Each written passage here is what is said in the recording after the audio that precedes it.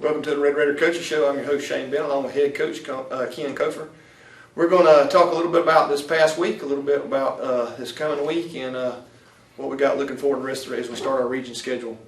Coach, we'll get straight into it. First of all, like we always do, we want to give dibs to our sponsors, to our churches that do so much for us, First Baptist and 10 Mile, and I'll let you elaborate because I know. I always like talking about the churches anyway and all they do for us, and they go to great lengths to make these kids happy and give us a good meal, and coaches as far as that's concerned. And First Baptist Church with a meal and breakfast was great, and we appreciate that very much as they do all the time. And then 10 Mile Church, T-Boy Carter goes out there, Reverend Miles, and then Coach Duck Taylor. Always good to see Coach Taylor out there and what all they do for us, and those ladies that cooked us some pregame meal out there. But we sure do appreciate all that they've done for us. Yeah, and Mr. Scott Tove, man, the myth, the legend, goes out there too, Coach. Yeah.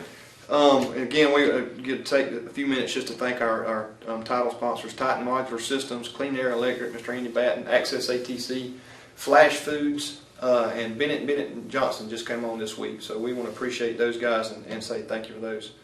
Coach, get right into it a little bit first about where we are as far as physically after the last week. I know it was a physical game, and I know we came out with some injuries. I know it's around social media everywhere about what's going on with Jacob and stuff. I don't know what you can give us, what updates you do have. Oh yeah. About that a little bit. Yeah, last year it was, and I said this last week on the coaches show, that Charlton County last year didn't show that they were very physical at all until they came and played us, and they've been showing that they were a lot more physical this year at the beginning of the season. Had their nose guard, All-State nose guard, being back. He's a senior, but he was All-State as a sophomore. He missed out last year with a broken leg, but definitely our most physical game thus far. Everybody talks about the Pierce game and us playing K-Row, a big 4A school and stuff like that. To me, it doesn't matter if you're in a bigger classification or not. It doesn't matter. Somebody's going to bring it to you. And we had an idea that that's what it was going to be. And they got speed everywhere. They did a great job. As far as bringing the physicality, if you will, to us right there. But Jacob's got everybody was worried about his leg or his knee. It wasn't his knee, it was his ankle. That was the last play. The sucker wasn't supposed to be out there anyway. I want to point that out. Yeah, he got out there. Well, yeah, he goes out there a couple of times. He was supposed to have been out on the last offensive series. He kept telling me, we have a little sign. We don't tap out. To me, that's kind of a sissy way out to do anything when you tap your helmets. They do that in the pros, and they're getting all those millions of dollars, and so we won't do that. But I said, Jacob, we talked about this after the Pierce game, and it was just between myself and the running backs. The coaches didn't know. It was my fault for not telling other coaches, and the other running backs weren't paying attention, and obviously I wasn't either. But Jacob had given me the kind of X sign right there and said, Coach, I'm not going to help us while I'm out here. And he'd done it like 3 or 4 times. I never saw it. And I guess me just being in tune with the game and trying to catch them while we're moving the ball, we try to go a little bit faster. And I wasn't paying attention to him. And, against Pierce, I sent somebody out there for him one time. He looked at me like I was stupid.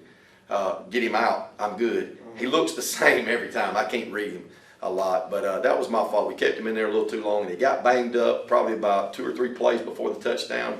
And then he got slung down in the end zone. And I didn't know that he got slung down until I watched the film, but he gets slung down again, and we won't elaborate on that any further, but in the end zone, and by the time he gets to the sideline, he's in some pain, and we tried to keep him out, and then I look back out there, and he's on defense, and I go screaming down the sidelines to Coach Langford and Coach Wilson. They didn't know he was in there. They had already put Anthony Madison in there, and Anthony does a great job for us. And Jacob's sitting out there with a dead arm, basically from that shoulder. He's got some adrenaline going, but he wants to play. And I appreciate him being a team player and doing all that, sacrificing his body for us and for his teammates right there. But we don't need all that. We'd rather save him for the rest of the year. So we got him out, and I'll be danged if he don't go back in that 4th down play. He kept saying, I got it, Coach, I'll get it. And I said, no. We thought we were having Wesley back there. Well, Jacob and Wesley talk, and he's back there. And we'd already called 2 plays, a freeze play and then the play right there. So don't know officially yet. Probably won't know until Wednesday on Jacob's MRI. What's going to happen, and I don't want to throw it out there, but we're going to plan to be without Jacob. He's definitely not playing this week. Somebody that's in that pain and we have to cut his jersey off of him and his shoulder pads off because he's in that much pain, I don't plan on having them back anytime soon. It'll be a while. So we keep getting questions about that. I keep getting texts and messages. At least they love the kid, and I appreciate that. And his kids and parents, just community members, and we appreciate all the calls and you getting in touch with Jacob and his family as well. But he's gonna make it. He looked like he'd been through a battle, a war zone today when he came to school, and I think it killed him being at home all weekend. But he's gonna pull through. He's in good spirits, but he wants to play ball. But we'll see how that shoulder goes. Big man's got a foot problem. Right there at his big toe, it's your planting toe, and especially as a receiver. I'm getting on his stance during film study yesterday, and then I finally recognized why he's doing his stance that way, and he's just kind of sitting back on that foot because he can't push off. And it makes a difference in your stance. It makes a difference in the way you push off, and all that kind of stuff. So, it's definitely bothering Big Man a little bit, and could be a problem with some of his drops and stuff like that. But otherwise, we're good to go, except for those two right there. I mean, we're beat up a little bit. Wesley, I talked about Jacob giving me the little X. Wesley was doing it, and I never saw him. Wesley's doing that about 2 or 3 times. He took a hit. He told me during the timeout that, Coach, I was feeling a little bit lightheaded. Well, Wesley Cawthorn's not, if you know Wesley, he's not going to say a word. Right. And he said, Coach, I was trying to give you that. And that's 2 kids that I missed doing that. So I've got all the running backs on the sideline looking to help me too, to see if those guys need a break. Coach, he needs us, and then we send somebody in right there. And so we'll do a better job of that next time. I hope we didn't ruin Jacob right there, and we almost ruined, I guess, Wesley right there too. But we're trying to go so fast that sometimes we miss that they can't go as quick sometimes. But other than that, I think we're good. Well, I asked Jacob 2 or 3 times on the sideline, and there not once did he complain or say there was anything wrong with him. He's really grown up this year. Yeah, he has. And he all of them. Demetrius, none of them. He told me that our big man said that I can't plant, or I'm having a hard time having to run on my heel. He said that's the biggest problem I'm having. So, but for the most part, those kids were just wanting back out on the field. Yeah, and they'll play their hearts out, and that's what we want. We want those kids, and we're not just talking about now. We're talking about later on in life, they're going to have to deal with some problems. They're going to push through it, and it's not just physical pain. It's mental and emotional stuff that they have to go through out there too. So, like I say, I've said it many times. This is the best game to teach you about life later on and stuff. So, but I can't say it enough. We got a great group of kids out there, and they work their tails off. All right, we're going to take a quick break, and we're going to come back in this second segment, and we're going to break down the Charlton County game and get the good, bad, and ugly. We'll be right back after this quick break.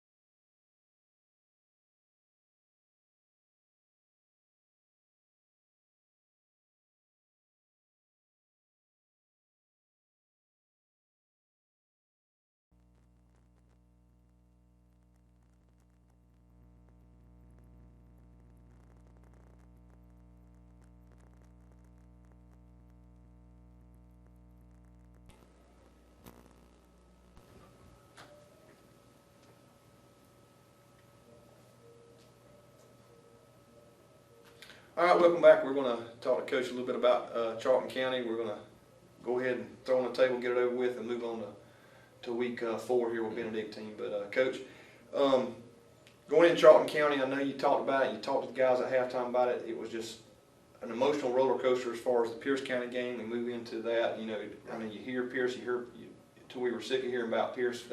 Pierce was over. We'd won, lost, or whatever it was over with. We had to get ready for Charlton County. Right. Do you think coming into the week, or in this week, that they were focused on Charlton County, or still riding the Pierce County wave? I think we were still riding the Pierce County wave. I think we may look at the end of the year and think this was the best thing for us right here. I don't feel that way now, but taking a loss after that, it brought us back down to earth. That's for sure. And being physical too, a physical ball game, and getting beat on a little bit, and it just being a mental and emotional roller coaster, as you said, especially during halftime right there too.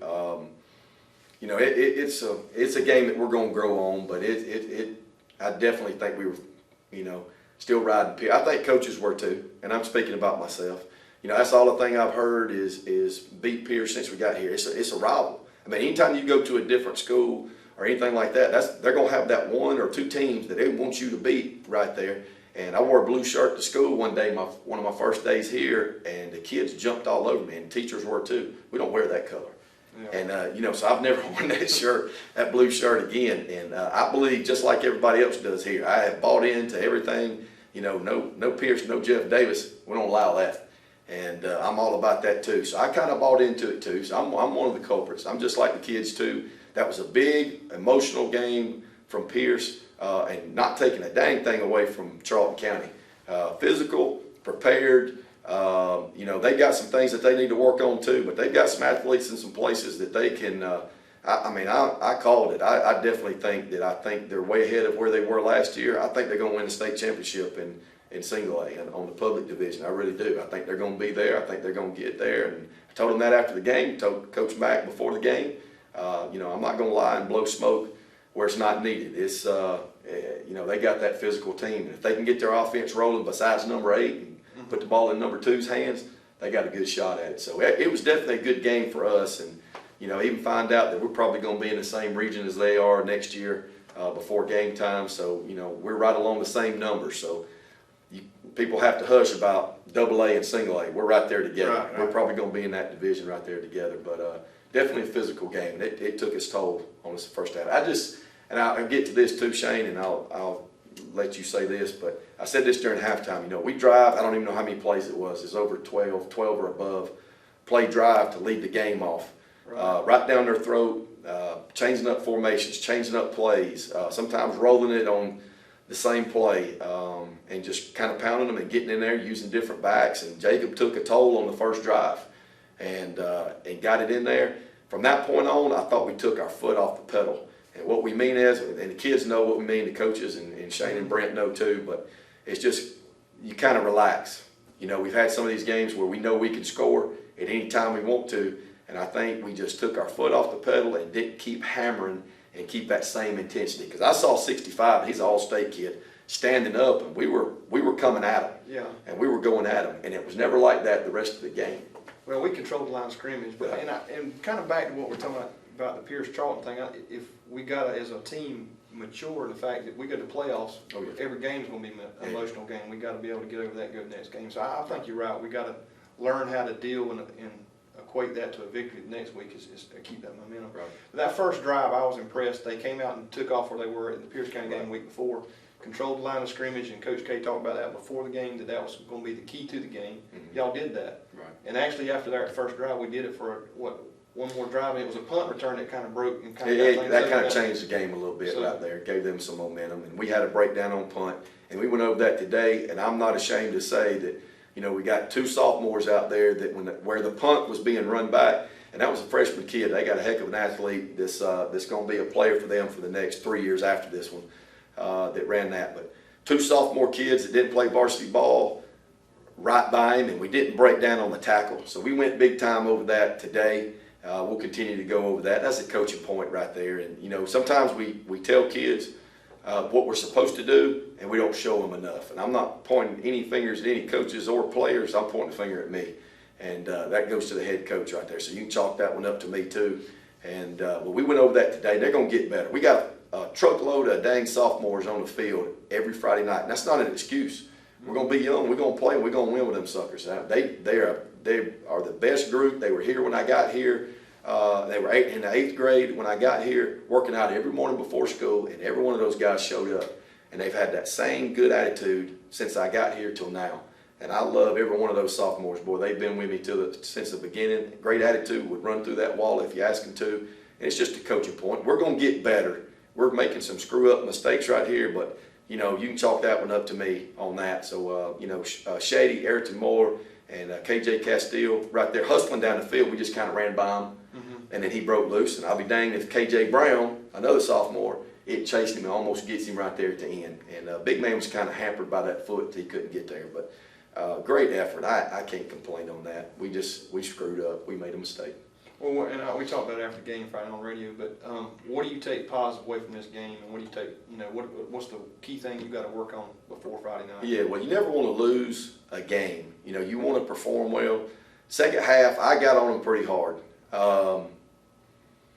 It's going to happen. Has that been the worst that I've gotten on to them? No, I just thought, we talk all the time about playing 4-quarter ball game, being able to play 5. I still thought we could have. I thought we hit them in the mouth at the beginning, and we didn't keep after them. That's just like one of these MMA fights or a boxing, a fight, and you go right after them in the first round, and then you just kind of sit back and let them deal the punishment to you. We've got to do that. I thought we came back in the second half and started out strong. I thought we played our tails off. Yes, we gave up touchdowns there and there, but it wasn't effort. It wasn't effort. It was knowing what we're supposed to be doing that we talk about all the time. The big long touchdown pass that they got in the first half was a blown assignment lining up. We didn't line up right.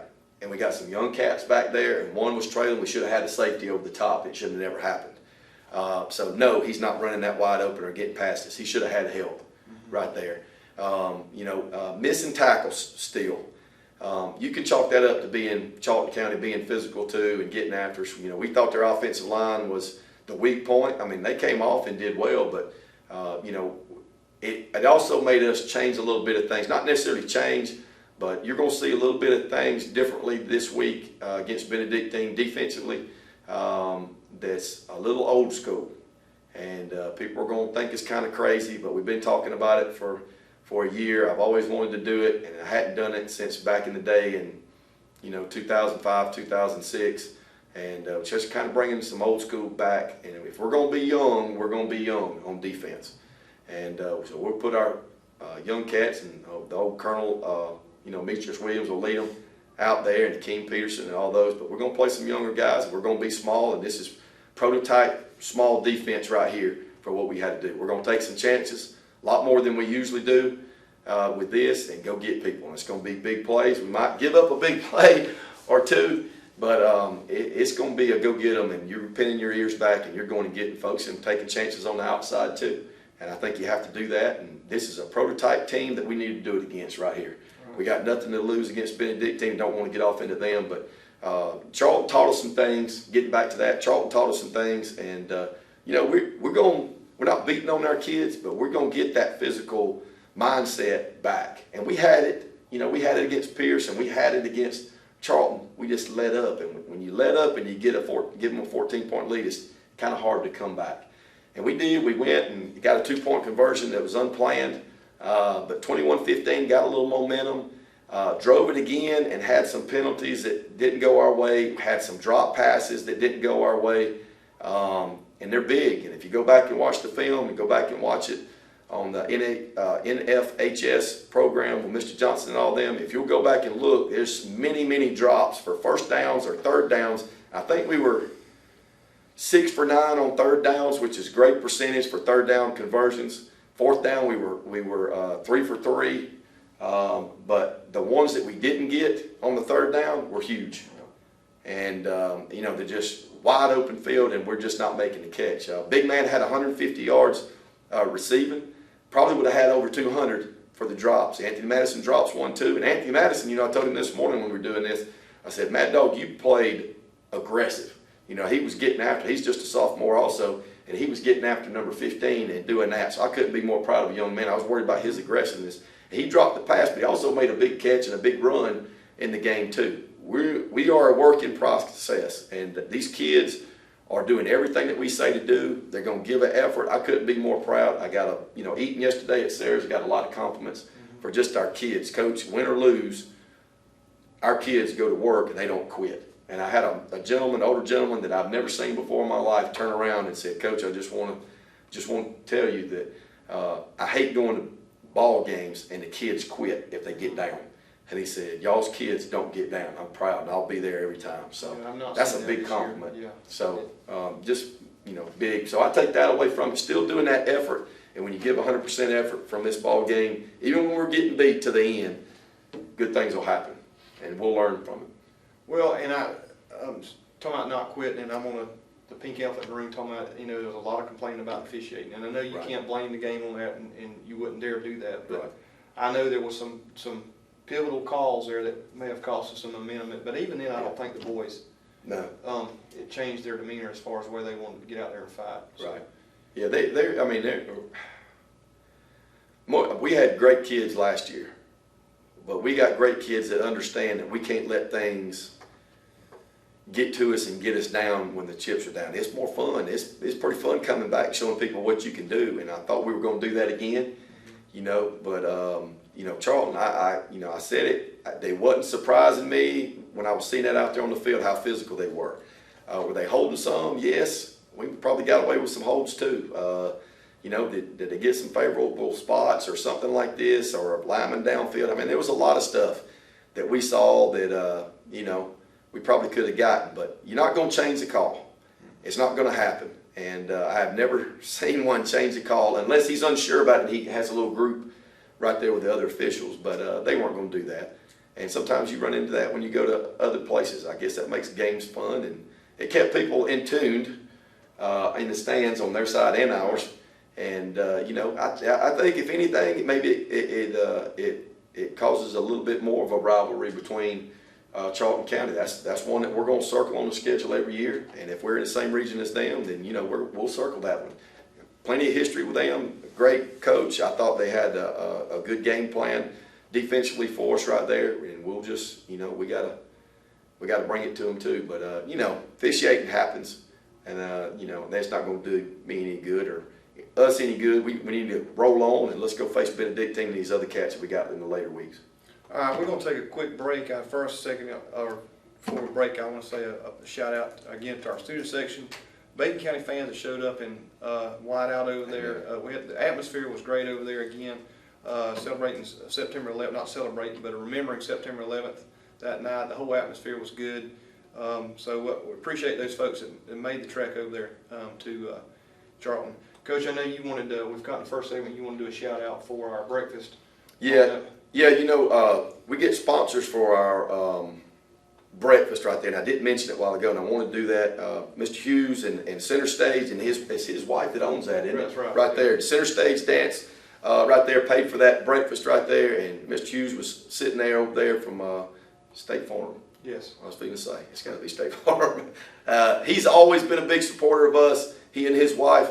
And John, he was one of the first ones to meet me here and shake my hand. I know his brother that coaches over there at Dooley County, and they do everything that they can for our program right there. So we appreciate Center Stage Dance and all that they've done for us and feeding us that breakfast. All right, Coach, we'll take a quick break. We'll come down and talk about the Benedictine and break it down and what we got coming this week. We'll be right back.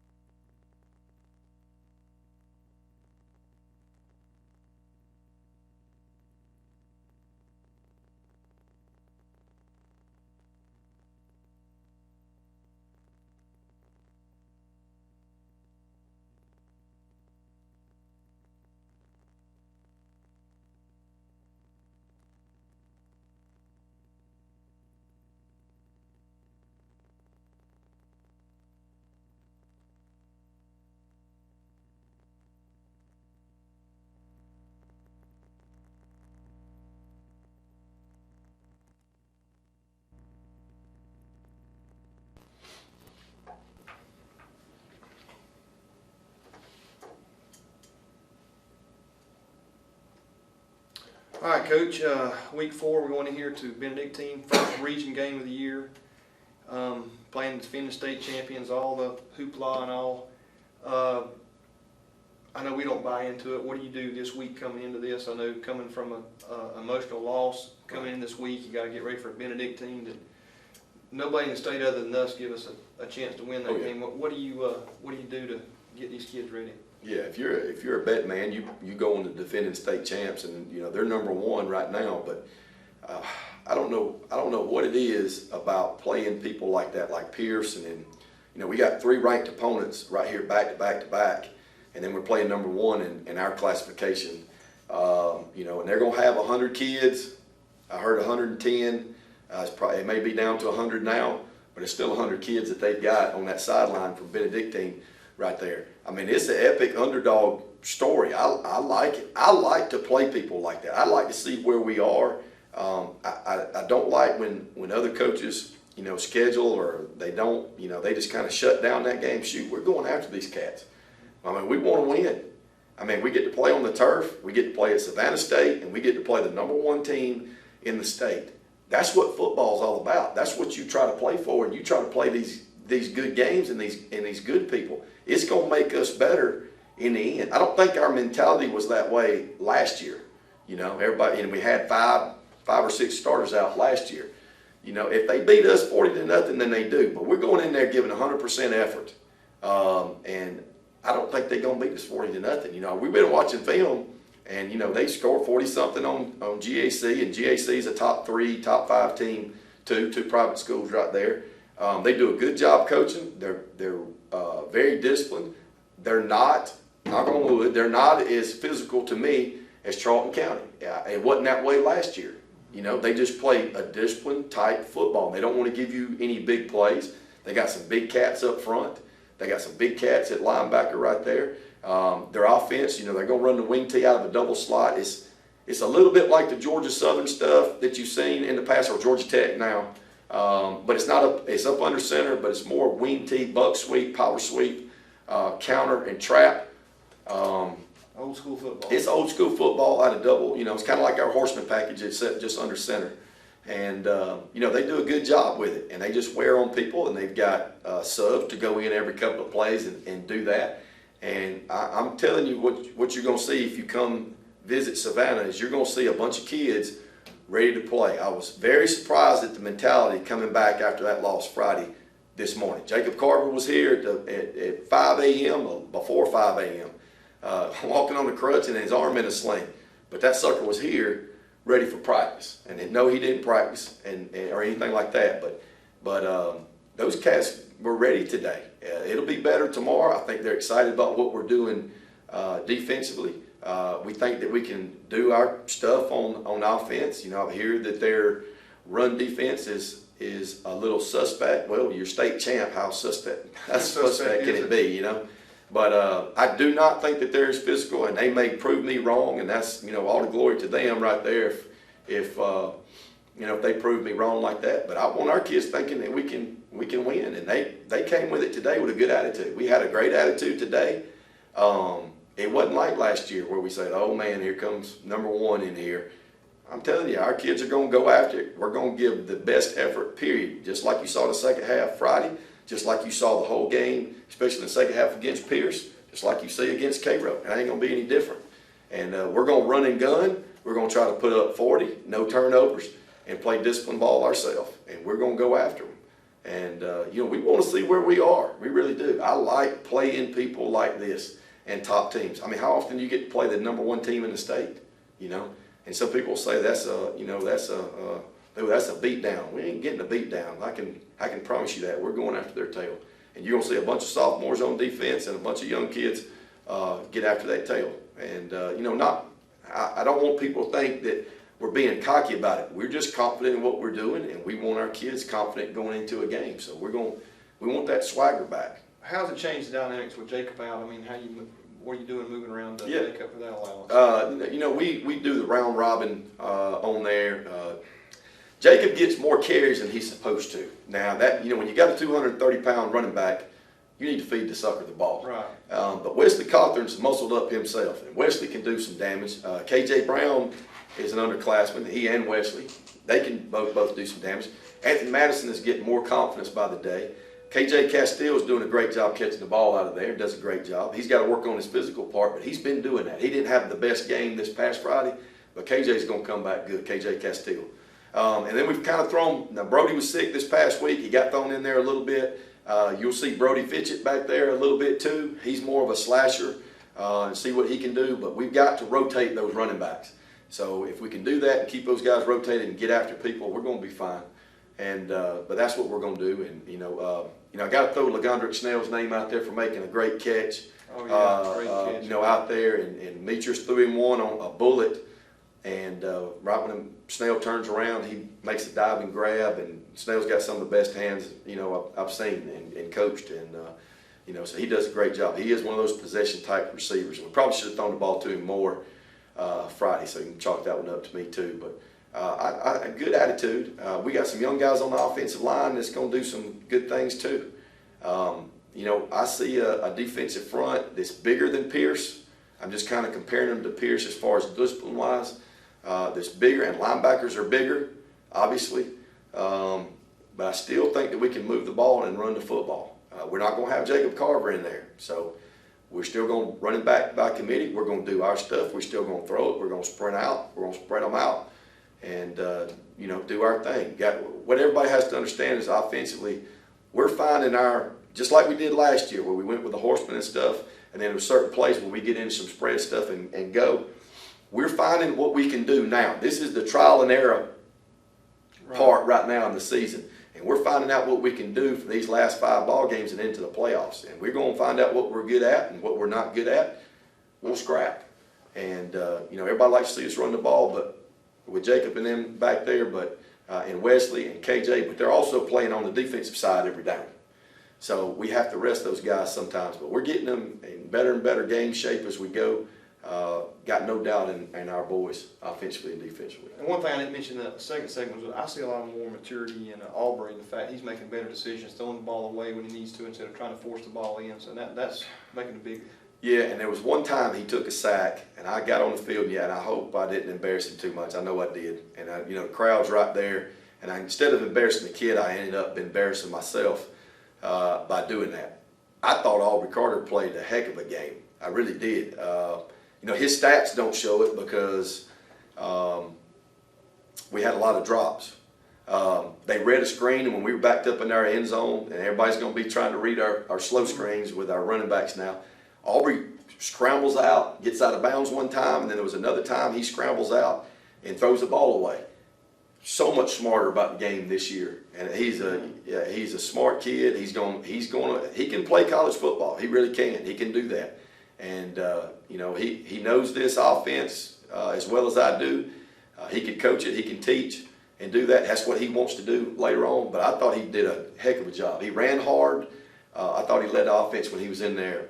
He gets better and better every game. Did it against Pierce. He's done it against Charlton. The particular play you're talking about, he came to sideline asking what happened. He said they had a receiver wide open. He fell down. He held on too long. Yeah. I've just seen a lot of maturity in him. Demetrius, I didn't mention him earlier.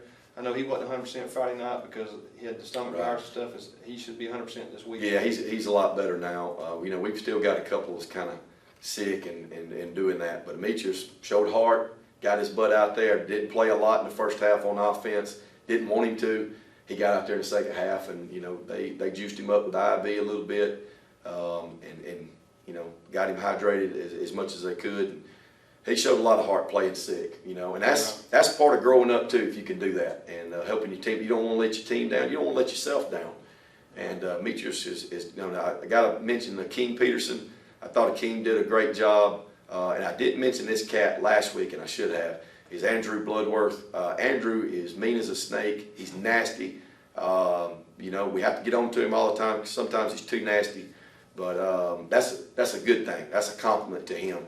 And Andrew's had an elbow injury, and he does a great job. And he didn't take crap off anybody on the football field. And he is very proud of Andrew Bloodworth and him out there. But Akeem is that quiet leader, kind of like Jacob. And they just lead by example, and just wanted to call them out too. Yeah, Bloodworth's one I saw at halftime. He was going around trying to get folks pumped up and ready. So that really good to see that. Well, Coach, I know you got a week full of it. We got to get ready for, like I say, #1 team, but they can't put but 11 on the field at one time, and I feel like we put us up against anybody as physical as we can get. I know Charlton County knows we were physical with them now this Friday, this past Friday night. So, and again, I want to give a shout out. He mentioned a little bit about the IVs. Mr. Scotty Boatwright and those folks with the EMT with Bacon County. They help us at halftime, checking the kids, IVs, whatever they need. They're right there. So they're a big help for the Red Raider football team. Right. So, and I want to mention we've got 10 tickets for the BC game this week in Savannah. I will leave them at the board office with Miss Wanda. If you want a free ticket up there, save you $7, help with a little bit of the gas. First 10 get. That's what we got. 10 tickets. So the first 10 is first come, first serve, and at least have a free ticket to the game. So, Coach, any closing remarks? You know, just you know, and I want to do it. I didn't do it last week, but you know, we do something on the sideline, and it's not meant towards a violent nature. It's meant to love on our family when times are tough, and you know, somebody's struggling out there, offense or defense. We're on kickoff. We throw the guns up right here, and it just means I won't let the guy beside me down. You know, we're gonna throw our guns up. We're strong. And that's what we do on the sidelines. So anytime we end right here, I just want to tell everybody, guns up. Our kids are going to be strong right here. We're going to finish this thing and go after some #1 team in the state. All right, Coach. Well, we look forward to seeing the crowd Friday night in Savannah. And for whatever reason you can't make it, you can always follow us on the NFHS Network, powered by Play On Sports, brought to you by BCTV, and 93.5, also the Eagle. Be on radio and internet. So if you can't make it that way, watch it that way. So I encourage you to be there some way, shape, form, or fashion this Friday night. That's all for this week. We'll see you next week.